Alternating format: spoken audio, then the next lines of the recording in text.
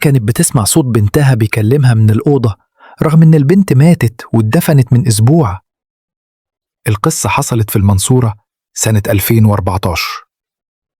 ملك، بنت عندها 17 سنة، كانت في تانية ثانوي، وقعت من على السلم في بيتهم وماتت بعد يومين في المستشفى.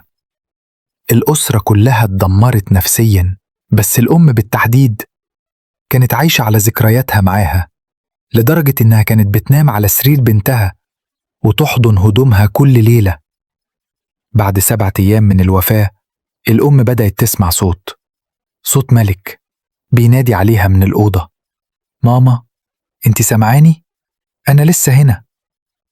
كانت فاكرة إنها بتتخيل، بس اتكرر الموضوع كل ليلة، نفس الصوت، نفس الكلام.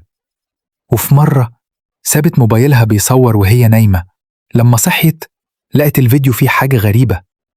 الصوت مسموع بوضوح بيقول: أنا مش مرتاحة يا ماما، في حاجة مش صح. جابت شيخ وجيرانها جم، وكلهم سمعوا الصوت بنفسهم. الشيخ قال إن البنت ماتت وفي حاجة منعاها ترتاح، وإن في سر ما اتقالش.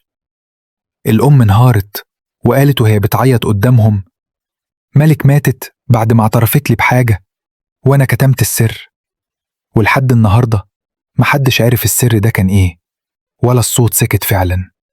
بس الجيران بيقولوا لسه من وقت للتاني الصوت بيرجع في نفس الأوضة، والبيت ده معروض للبيع، بس مفيش حد وافق يشتري.